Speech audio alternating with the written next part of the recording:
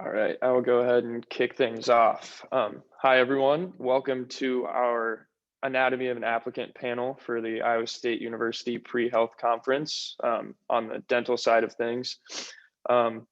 Welcome back if you attended our earlier sessions. I think most of you have based on the names I'm seeing. And welcome to all of you guys. Thank you for being on our panel. It's really nice to have you guys here. We're very excited. We're kind of gonna just start things off by I'll let you guys introduce yourselves. I'll just call out your school name and then you guys can just go ahead and let us know a little bit about your school. So for AT Still, Hannah, do you want to go ahead? You're on mute right now, by the way. Thank you. Gosh, people always do that, and here I am doing it. All right. Hello, everyone. My name is Hannah Morse. I'm an admissions counselor at AT Still University.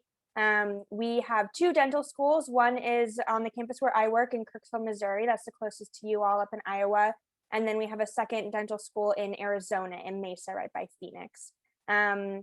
Probably just to give you a brief kind of synopsis of our university, we were originally founded as a school of osteopathic medicine.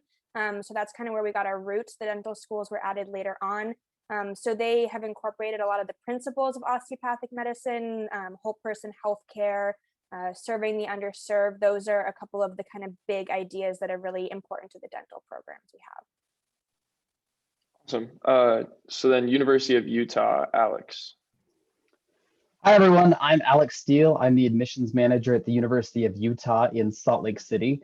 We're one of the newer dental schools. We're part of a healthcare system that has been ranked top 10 in quality for 10 years in a row. We have sort of a public health view of dentistry. We have a unique Medicaid program, so we're taking care of a lot of patients with a lot of need, and we have sole provider access to about 50,000 patients in the state. So our students get really high level experience at our program, and we are one of the smaller programs. We admit 50 students per year, in state and out of state, and I'm excited to be here and answer your questions, so thank you. Fantastic. Dr. Norton from Creighton. Thanks, Seth. My name is Neil Norton. I'm with Creighton University School of Dentistry.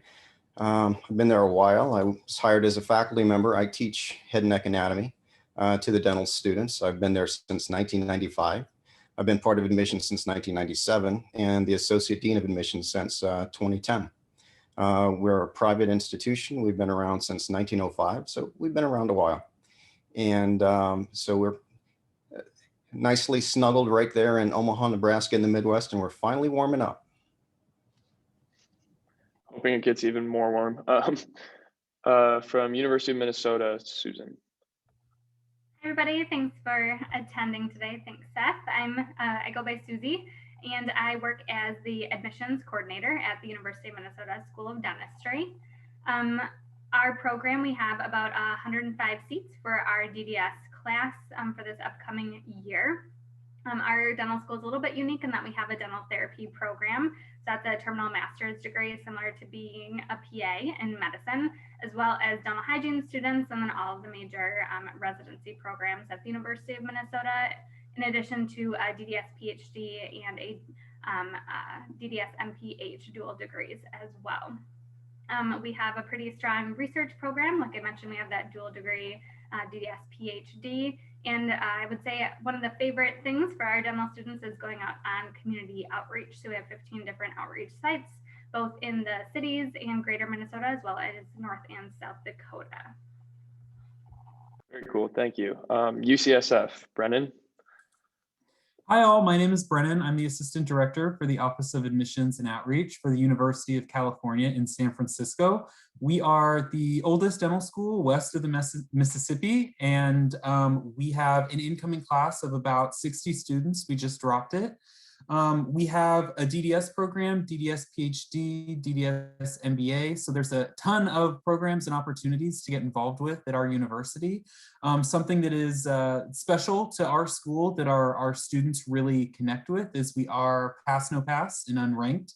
So our students really feel that collaborative environment. So if anyone has any questions, would love to hear. And in the chat, I do have an email listserv link if you would like to hear more from our office. I'm going to drop it there, and some point today you can fill that out to see what virtual events we've got going on throughout the year. And we don't have preference for in-state or out-of-state students. We're looking for the top candidates. Fantastic. Detroit Mercy, Dr. Chang. Hi, everyone. Sorry that my camera's not working. I am Dr. Chang, Director of Admissions at Detroit Mercy Dental. We are a private dental school in the city of Detroit in the Jesuit and Mercy traditions. We also do not have a preference for in-state or out-of-state as a private institution. We have 144 seats to fill each year, looking for the best and the brightest across the country. And thank you for inviting us to participate today. Yeah, happy to have you. Thank you. And then we'll go to University of Kentucky, Rebecca. Hello, everybody. My name is Rebecca Huff, and I'm the Student Affairs Officer at the University of Kentucky College of Dentistry. We are pretty small. We have 65 students in a class. Typically, that's going to be 40 Kentucky residents and 25 non-residents. Our students really like that we're very small. Something that our students really like about us is we really push early clinical exposure. We get you guys in the clinic pretty early on, starting in second year. Something else we're really big on is digital dentistry. You guys get to work with a lot of the scanners and starting even your very first year. We're also big on community service. So thank you guys for having me today. I appreciate it. Yeah, thank you. And thank you guys for all introducing yourselves. Since we have a lot of people on this panel, we're going to try to keep it to just a few people answering each question. I'll just try to call out at you and then try to get equal response time for each of you. So sort of to start things off, a big concern for students right now is an inability to get in-person shadowing hours. So what do you guys think is a good alternative to pursue right now to shadowing if it's not an option for us right now? Alex, do you have any thoughts on that? Yes, so that's something that we had to deal with last cycle, and it's going to be, moving forward with COVID. My first piece of advice is still reach out, still try to get those in-person shadowing hours. And my advice to applicants has been track what you're doing, show the good faith effort that you're doing. We want to be able to see that you are putting in that effort, even though it's not possible. There are some virtual shadowing opportunities, and I think that there's real value in that. So try to get in person, document what you're doing and the success and failure you're having getting into those offices, and then supplement it with virtual hours. Absolutely. Hannah, do you have any thoughts on what would be a good alternative? Yeah, absolutely. So I definitely second everything that Alex said. We are counting virtual hours towards shadowing.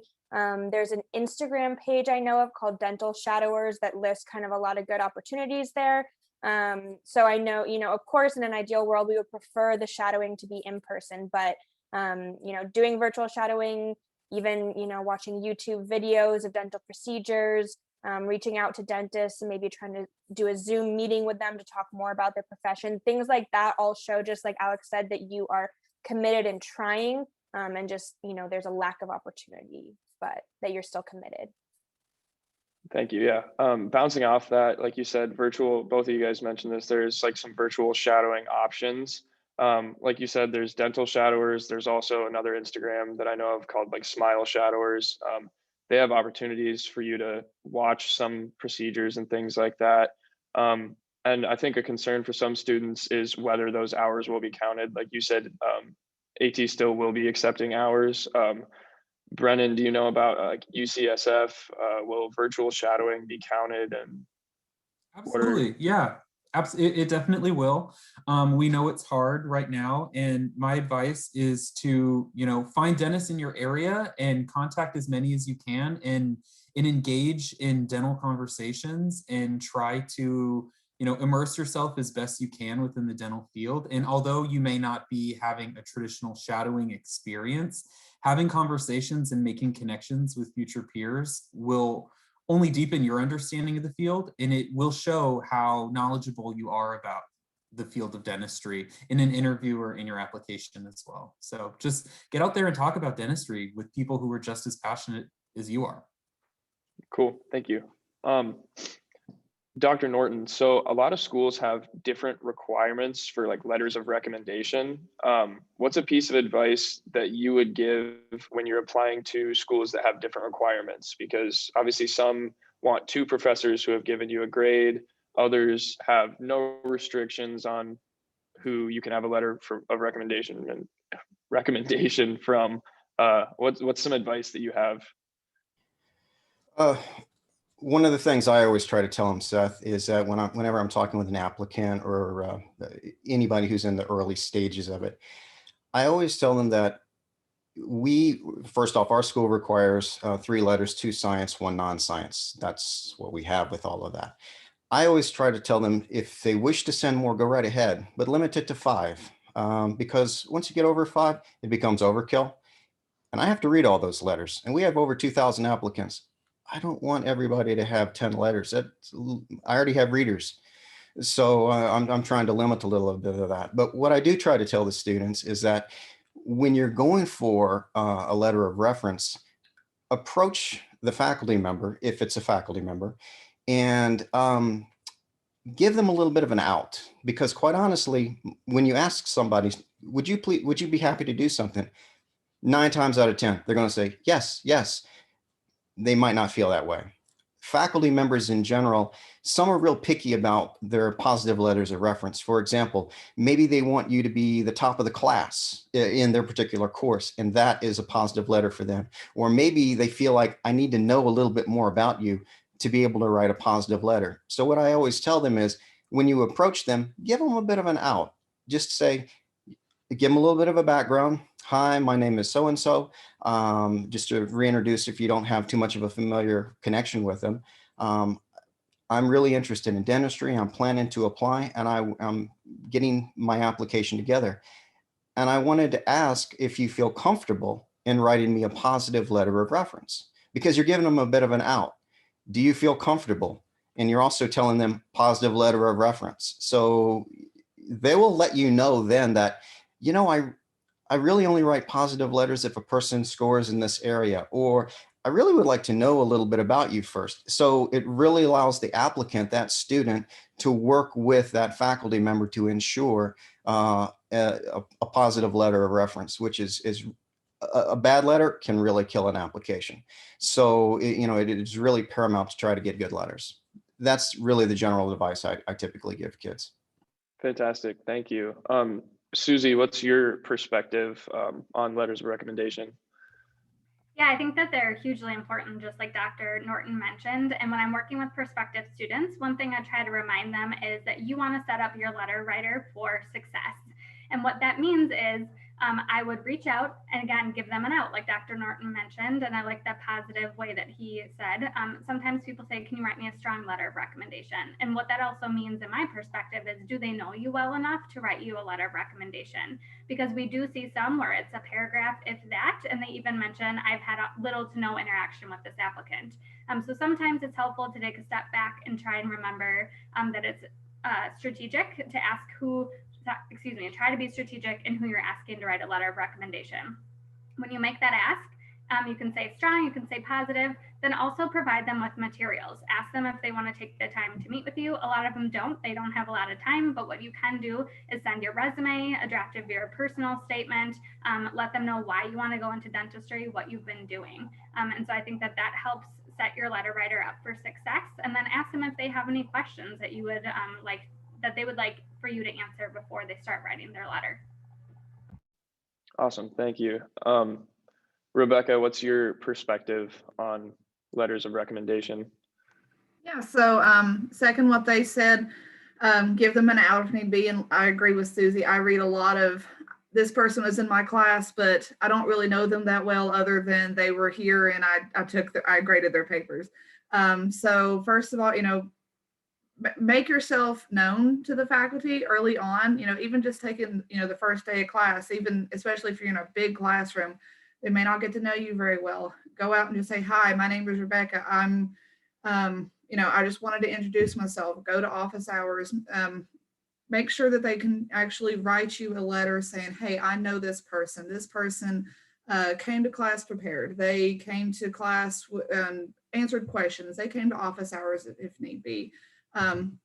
So we also require 2 letters from science faculty or a committee letter, and then a letter from a dentist. So the dentist letter is typically somebody that you've shadowed. When you go to those shadowing, same thing, ask questions, be helpful. Don't just show up, do your shadowing and say, okay, I'm going home now. Really interact with that dentist and make sure they can write you a good letter, because sometimes a letter can make or break you. Awesome, thank you. So then another question that a lot of students have is they're like concerned about their interviews. So Dr. Chang, what can a student do to really stand out in an interview?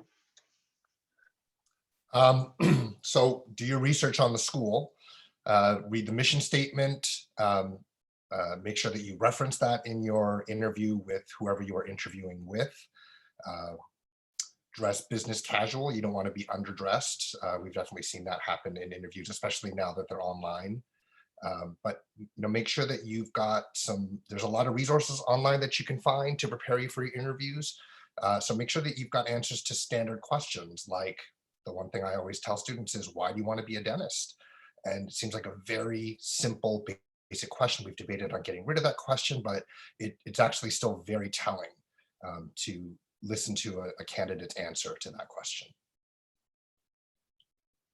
Awesome, thank you. Brennan, what stands out to you in an interview? What can someone do to make themselves stand out? Yeah, I think I always tell applicants that, depending on the type of interview, like every school is different. There are MMIs, there's closed file, open file. So definitely knowing what type of interview it is so you can best prepare yourself. But at UCSF, we do have a closed file 30-minute one-on-one interview with a faculty member and a current student. And I tell people to show empathy. And what I mean by that is, your interviewer has a job to do, and it is to get to know you as best they can in a very short amount of time. So when you're answering questions, if let's say they ask you, tell me about a time you were in a leadership position, right? Rather than just saying, I was the treasurer of the pre-dental club, next question, you can frame your answer in a way where it's, I was the treasurer of the pre-dental club, and we had a really big issue with communicating when and where our meetings were going to be. I was also the president of the water club, I don't know, and we had similar issues, and I was seeing similar trends, but I was able to come up with a Google document that showed when and where all our meetings are, and I was able to really effectively communicate with the team where we were going to be. You reflect on a poor experience, a good experience, and then if you want to take it to that next level, you can show critical thinking skills by applying it to the type of dentist you want to be, right? That's being empathetic. That is giving your interviewer so much information they don't know what to do with it, right? That's kind of what I tell people. And you can overdo it, but we want to see that you had experiences, you can critically think, and also apply it to why you want to do dentistry. Fantastic, thank you. Dr. Norton, in your opinion, what can make a prospective student stand out in an interview? Probably the most important thing, I would agree with Stephen Chang or with his comments earlier. I think the most important thing is be prepared. When you go to the interview, do your homework. We're a private Jesuit institution, so we're founded on service. That's what the whole institution is about. So when a student comes in for an interview and then they ask a question such as, so do you take part in service? You didn't do your homework. So, it's very obvious. So it doesn't take much. There are websites out, all institutions have a website. Take the time to peruse, go through the website. That's one of the most important things. Be prepared to improvise, because you don't know what kind of questions are going to be coming at you. You don't want to sit there and ramble on. Just answer the question and move on, and ask thoughtful questions. That's always very, very important to me. Just for example, using that service aspect of it, knowing that one does service. Well, I see that via your website that you happen to have this service opportunity on Thursday evenings. I wasn't able to find too much about it, but it was to a disadvantaged community. Can you tell me a little bit more about that? that shows that you've, one, done your homework and you're asking some very, very thoughtful questions. To me, that's really what helps make an applicant stand out. Awesome, thank you. So then also on your application, so in everyone's mind, like as an undergrad, your biggest thing is you need your high GPA, you need your high DAT score. Hannah, what do you like to see on an application other than that high GPA and that high DAT score? Absolutely. So yes, of course, GPA and DAT are going to be important. I think in terms of that, it's good to look at the averages of the schools you're applying to. For example, at ATSU, our average GPA is about a 3.4, overall 3.3 science, and a 19 average DAT. So, you know, the higher the better, but being around those averages is going to be a solid place to be. Basically, what we want to see in terms of academics is that you have the capacity to make it through dental school, which is very difficult. But what we care more about in terms of the people that we choose to be our students is for us in particular, the kind of heart for service, which can be demonstrated through, you know, community service primarily, also what you write about in your personal statement, talking in your interview about a desire to serve. I can tell from listening to the other admissions reps, a lot of our schools have a big focus on community service. We do as well. Our rotation site is at a community health center serving homeless and disabled people in the St. Louis area. So we look for students that have that mission match with us and the desire to be serving the underserved in some capacity. So that's probably the biggest thing. Outside of the academics, we recommend at least 100 hours each of shadowing and community service experience.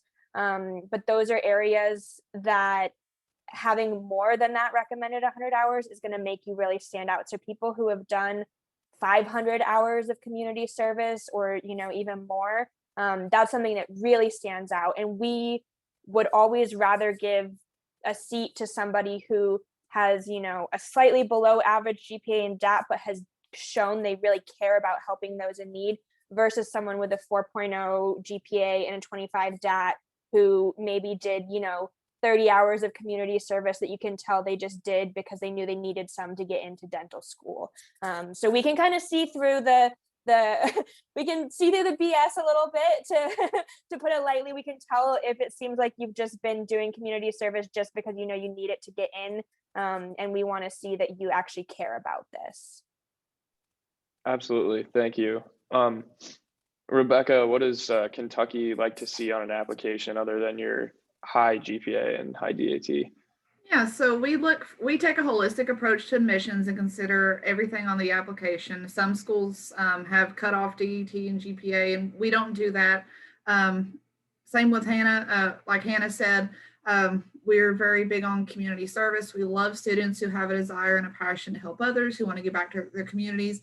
Kentucky itself is a pretty underserved area, especially in areas of Eastern Kentucky. It's very rural. There's not a lot of dental offices. We see a lot of patients from those areas. We love students who want to give back. We do have a free clinic in town. Our students volunteer out pretty regularly. And once a month, we offer a Saturday morning clinic. We had one this morning where we give free dental care to kids. So when we look at applicants, we really like to see students who have a desire and a passion to help others, more specifically direct service, where they're working one-on-one with somebody or with a group of people. So things like fundraising and canned food drives are great. Definitely put that on your application. But we really like to see things where you can work with another individual that's directly impacting them in some way. So some examples would be tutoring, mentoring, coaching, working with kids or the elderly, anything where you're working one-on-one with somebody. But basically, we like to see well-rounded students who aren't just, high GPA and DET is great, but if it's maybe just a little bit lower, it's okay. We like to see students who have a passion for others, who have done a lot of shadowing, and have just a really strong application overall. Absolutely, thank you. So obviously one of the ways that you can stand out as an applicant, and one of the only ways that you can really show your personality, I suppose, on paper, is your personal statement. So Alex, what's one way that you think we as students can stand out on our personal statements? Yeah, I was hoping I'd get this question because I love answering this. I want to see someone be authentic. As some other people have mentioned, I read a lot of personal statements. You sort of get a lot of the same personal statements that feel hollow. They don't feel real. What I want to see is what makes you passionate, what makes you tick. That could be research, that could be helping people, that could be being with your friends. If like it, for me, my personal statement preference, it doesn't necessarily matter what the topic is. Relate it to dentistry, but speak about something that lights you up, that gives you life, that makes you feel passionate. Because if you're just sort of repeating the same story that you think we want to hear, that we've read thousands of other times, it's just going to fall flat. So talk to me with real, authentic passion about what matters to you, and that's going to stand out. And that's what's going to turn you from words on a sheet of paper into someone that I cannot wait to interview and I cannot wait to meet, and someone who I want in my school. Awesome, thank you. Susie, basically the same question, like how can a student stand out on their personal statement and kind of jump off the page at you? Yeah, I'll echo Alex. I love answering this question too. I agree, right? So it doesn't necessarily have to be all dentistry oriented. I would say I'll answer first one of my pet peeves, and then I'll talk about what I love to read. So something to remember is that we get like a 60-page PDF that's your ADSAS application. There's so much information jam-packed in there. What I never want to do is then get to your personal statement and have you reiterate everything that I just read. I know that you shadowed, I know that you were in a leadership role, etc. So your personal statement should be a standalone. It's a great opportunity for you to share a story that you have not been able to share yet. And I really think that the personal statements that jump out to me are ones that tell a story, whether that is like a specific point in time story or if it's from point A to point B, etc. But it's something that you haven't shared before in your application, that's something that's unique to you, brings out your passion, and like Alex mentioned, related to dentistry. So definitely somebody who is able to kind of bring that genuine conversation forward and not just reiterating more numbers from their application that I've already read. Absolutely, thank you very much. So then also Dr. Chang, what does a great personal statement look like to you? I always recommend students really take the time to write them. I'm sure all of us can point to a lot of examples of hastily written or seemingly hastily written personal statements, not a lot of thought put into it. As Susie said, this is your opportunity to really distinguish yourself and set yourself apart from the thousands of other applicants who have a 3.7 GPA and a 22 on the DAT. So use the resources that are on your campuses, use your writing center, use your academic advisor, your pre-health advisor, just someone who's going to read over your statement, make sure that you're not repeating stuff that's in other parts of your application. As Susie said, you want to maybe take one or two significant things. If those are really close to your heart, expand upon those in your personal statement. We want to see that your personal statement is polished, that you've put some thought into it. There's logical flow. It makes sense. It tells a story. So you need somebody who's going to read your personal statement and give you critical feedback and not just look for punctuation errors. Absolutely, thank you. We had a question in the chat. Dr. Chang replied in the chat, but I figured I'd open it up to the rest of you also. It was asking, how do you recommend finding people to write your letters of recommendation when most of our classes are online and it's a little bit more difficult to go and meet a professor? Dr. Norton, do you have any thoughts on that? Well, you can look back to your previous professors, because the online would pretty much be the current year, so you still have a whole academic career you can go to. Not to mention that you can certainly ask your online professors. It might be a little bit more difficult for them to get to know you, so you have that's going to take a little bit more effort on your part in terms of however one would work. Every faculty member with online is a little different in terms of office hours, but with things being set up to let them know and go through the whole rigmarole that we talked about earlier in terms of asking for letters of reference. Absolutely, thank you. Hannah, do you have any thoughts on ways that we can work on getting letters of recommendation with most of our coursework online? Yeah, I'm sure it's really hard. I know I went to a big undergrad university and that already was hard enough, kind of trying to connect with the professors and trying to imagine if classes were online, it would feel near impossible. I think that, taking the time to maybe if you know you have a professor that you maybe want to ask for a letter of rec from, it can be beneficial to reach out to them, let them know you're wanting to go to dental school, and ask if you can schedule a Zoom meeting to chat with them, get to know them more, talk about your plans, and then in that meeting, maybe ask for a letter of rec. I know it's, really hard without being able to go in, just drop into office hours, that kind of thing. But I think most professors are trying to be open about Zoom meetings and things like that, since that's the best we can do to connect right now. So I think anything kind of above the standard you can do to reach out and try and make a connection will help you. I also will say, we've heard from a few people how it can be, not great to have an impersonal letter of rec. I will say also though, when I'm screening files, if I see someone went to a big university, I am likely to cut them a little bit more slack if their faculty letter of rec is a little bit more generic. Of course, if there's anything bad in there, that's a huge red flag. But we also are understanding of the fact that it's been difficult to make those relationships. So having a slightly more generic letter of rec isn't going to be the end of your application. What I'm looking for in letters of rec is mainly either any red flags that they mention at all, or particularly strong, amazing, really out there good letters of rec. And things that are kind of in the middle are just like, okay, no concerns there, basically. Absolutely. Thank you. Can I just say real quick, Seth? Yeah, go ahead. One thing I would mention is that look at all of the schools that you're applying to, as you should for all different requirements. What do they require for letters of recommendation? Because some schools may allow you to get a letter from a TA or somebody or have a combined letter between a faculty member and a TA. So we're at the University of Minnesota. We know that there are huge classes, and we'll get combined letters too, where the faculty does an introductory paragraph and then they have their TA kind of insert information from their small laboratory courses. So there are ways for you to get letters of recommendation that are a little bit more personal from smaller classes. Fantastic. Thank you. We got an interesting question in the chat, so I'll try to give you each an opportunity to kind of reply to it. But they wanted to know what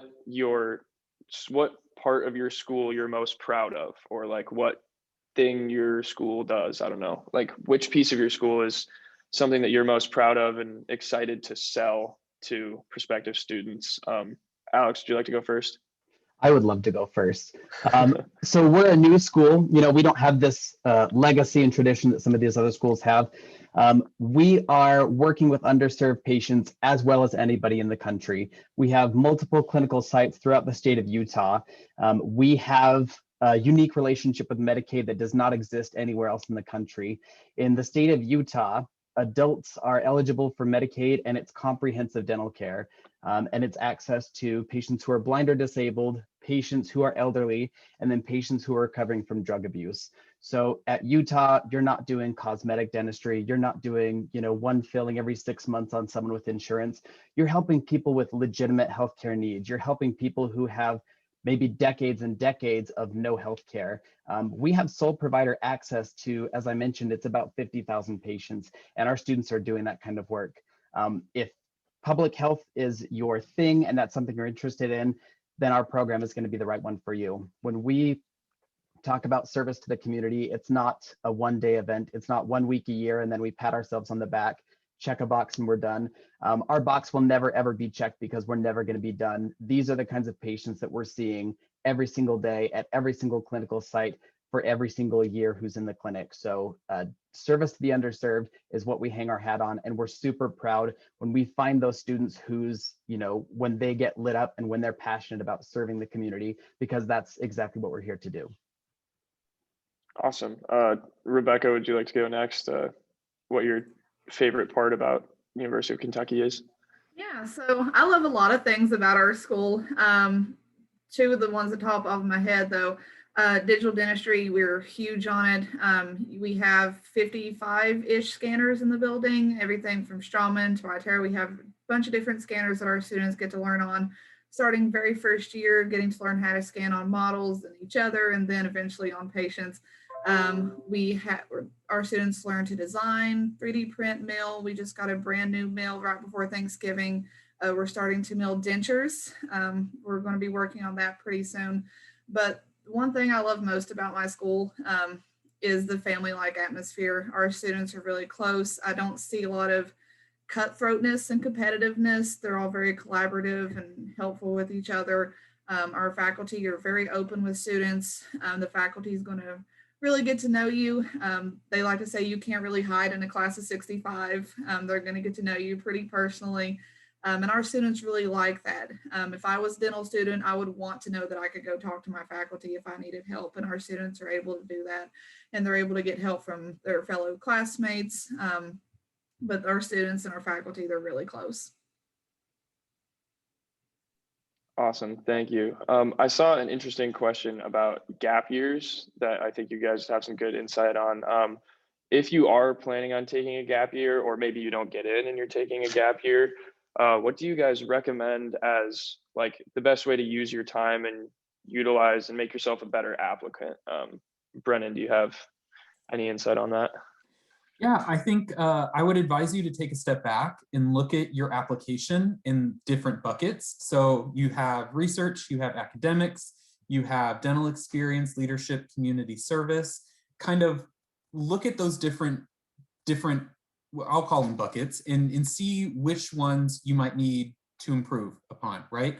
Like, it is impossible to be, the best in every single category. We understand life happens. There's going to be an area of weakness, okay? And if you are going to take a gap year, depending on what your application looks like, that might be a really great opportunity for you to self-assess and say, you know what, I'm really happy with my DAT, but my GPA kind of isn't where I want it to be. Maybe I can take some upper division science courses to show that I can keep up academically with upper division science work. Or, I have a great GPA. I'm really happy with my DAT.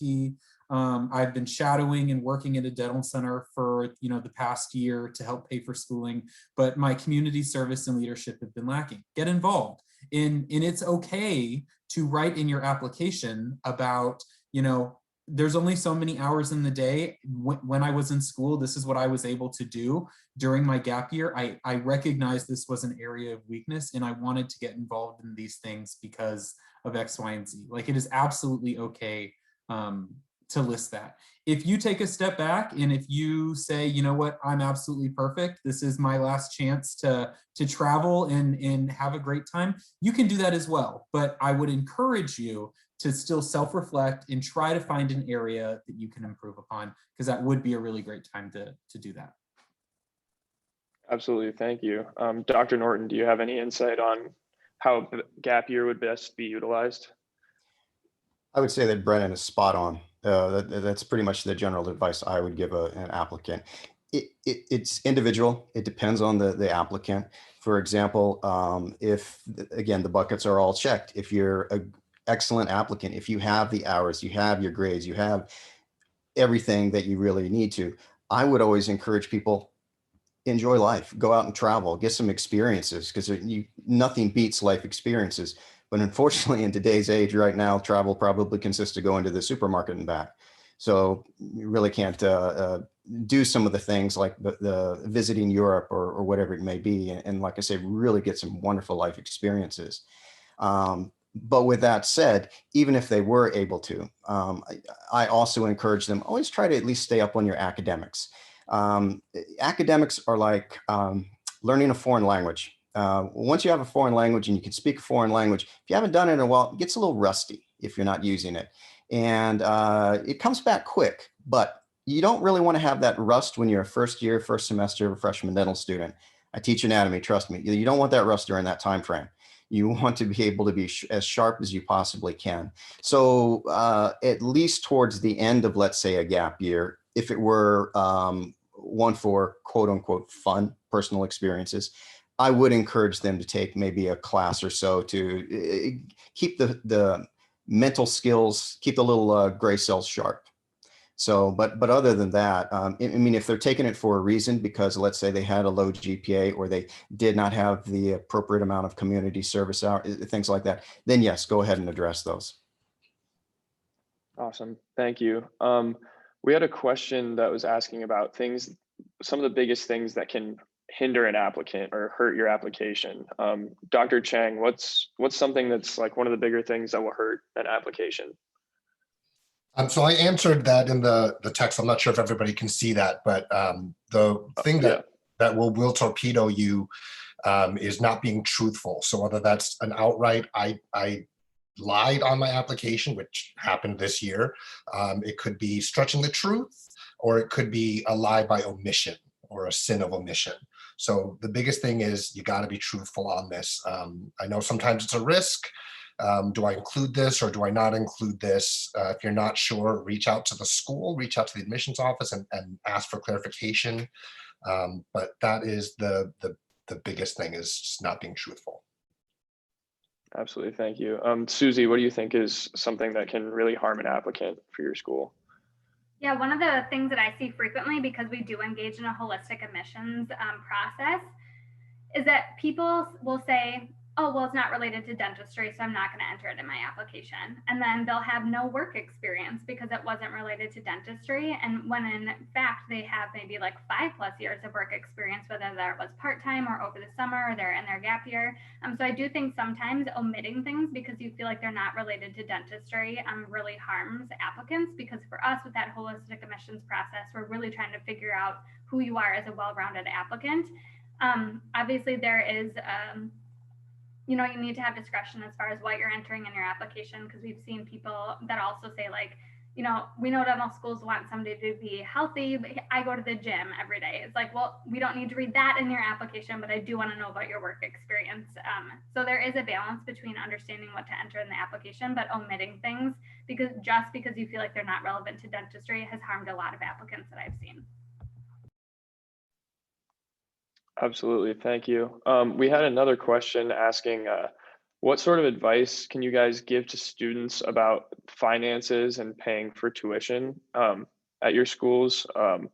Rebecca, do you have any advice on that? So I don't work a whole lot with financial aid, but I do talk a lot with our financial aid coordinator. And he always says to live like a dental student and not like a dentist. So take out only the amount of money that you need. Don't take out the maximum amount of loans that if you can take out 150 grand and you only need 75, don't take that out. Live on your means. Don't live above your means, I should say.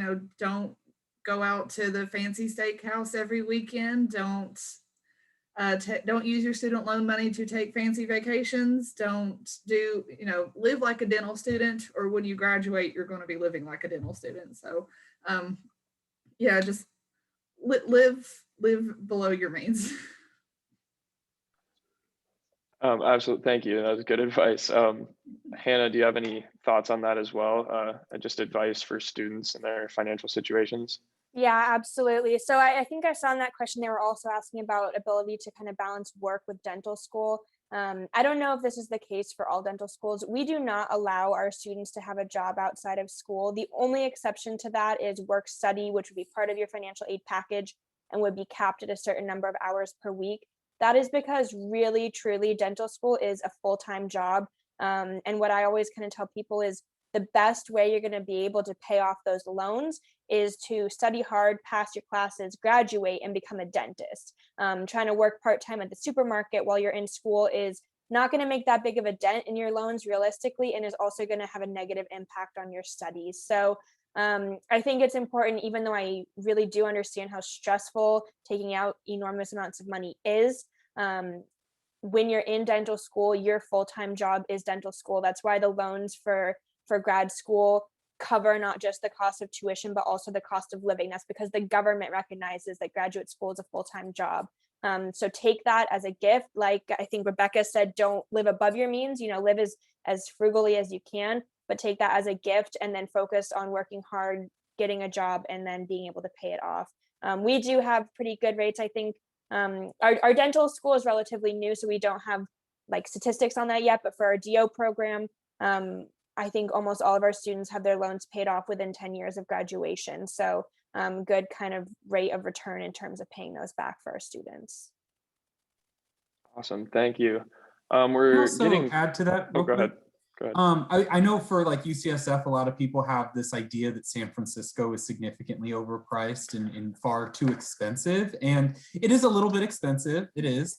But I would also encourage everybody to look at what resources that the university itself has. Like for us, our tuition is a little bit lower compared to a lot of other schools, but the cost of living kind of offsets that. And we as an institution know that. So we have a student food market every Thursday where the university partners with the food bank in town, and students can go and get fruits and vegetable free in breads and cereals free of charge.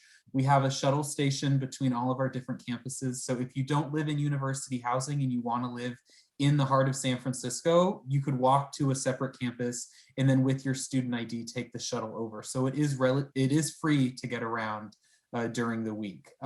There's the CalFresh program, so a food subsidy program where you get basically a debit card with money on it to cover the cost of a lot of your food needs. So you're only going to know about these resources if you're kind of engaging with the financial aid department in yes, like the School of Dentistry can help you as well, but the university itself also has resources to help students really be successful and to lower the overall cost of living in whatever city you might be ending up in.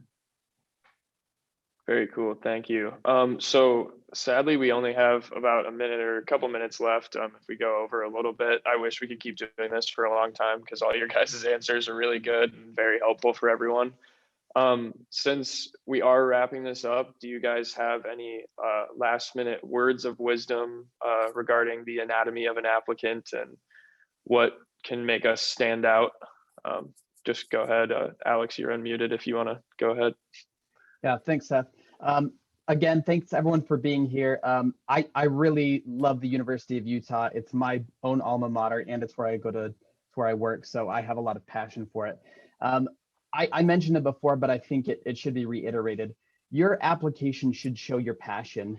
We had someone who in their personal statement said, working with the homeless community is the greatest thing that I've ever done. And we looked at the application, they did like 4 hours on one day, and that's all they've done. So that is not passion. Find what makes you tick. If that's research, if that's getting good grades, if that's your debt, if that's your family, if that's caring for your neighbor, if that's service to the underserved, whatever it is, speak about that. Because when we get to the interview and I ask you questions about what's on your application and you just told me what you think I want to hear, it's going to be a boring interview. It's going to reflect poorly on the whole process. It doesn't make you stand out and you might not get the offer. If you're talking about things that genuinely light you up and you just can't stop talking about them and you're smiling and you're passionate and you're engaged, that's what I want to see. Whatever it is, in whatever area of the application, speak with passion and speak with something that fills you with life. I was just going to jump off that and agree completely with what Alex has said. And I think that starts really as you're preparing for dental school. This is a marathon, it's not a sprint. And so, you have years of your life that you're devoted to preparing to apply to dental school. So that passion is also, where are you volunteering? Everybody talked about that service orientation, working with other people, not just doing it to check off a box because you genuinely care about that experience. Then preparing for dental school is going to be something that is not, it is stressful at times, but if you're engaging in experiences that you love, it doesn't have to be this overwhelming experience for you. And then you get to the interview and you have genuine stories to share. So really, applicants that shine are those who are able to really know who they are and how they're wanting to contribute to the field and show up at that interview really ready to share stories with the dental school. And I'm just going to put a plug in because I used to work with applicants who are doing mock interviews. There is such thing as over preparing and coming across as extremely scripted in the interview to the point where you're not even answering the question that they're asking. And that can really shoot you in the foot too. So when we talk about being genuine and authentic and sharing your passion, that's a conversation at the interview. So really listen to what they're asking you and answer their questions. Thank you. If it's okay, I have just one other thing I'd like to add. It may seem obvious when I say it, but please, please, please check your writing in your application for typos, misspellings. I know that sounds silly to say, but trust me, I have seen a lot in the application I've screened. That means not just your personal statement, but also the descriptions of your activities. Any piece of writing in your application, you should proofread. You should have anyone in your family, your friends, anyone who is willing to read it, have them read it and check for typos and that kind of thing. You know, we read everything you write, and it's very sloppy to see typos and grammar problems and things like that. And you can, you know, applying to dental school alone is expensive. You can easily spend $1,000 just on applications. So make it worth your money. You know, come across as professional by making sure that everything is spelled correctly. There's no typos. I see sometimes people who maybe were filling out some of their activity descriptions and wrote a note in one, come back to this in all caps, and then they don't ever go back to it. And that's what comes through on the final application. So check all of that 2, 3, 4 times. Be absolutely sure it's all clean and ready to go before you submit it. Awesome, thank you. If that's about it, I'll go ahead and wrap this up. Thank you guys so much for joining. This was an awesome panel, and you guys gave some really good, thoughtful answers. Keep in mind, everyone that's attending, most of these schools will be having their own sessions following this, where you can talk to them one-on-one, which will be a really cool opportunity. They obviously all have very good things to say. And yeah, that's about it for this panel. Thank you for everyone who attended all day. This is the last one that Jack and I will be moderating. So I really appreciate everyone that's stuck with us all day. And yeah, again, thank you so much for everyone that was on the panel. You guys were awesome. Thank you for hosting. Thank Yes, you. thank you. Yep. Thank you. Thanks, everyone.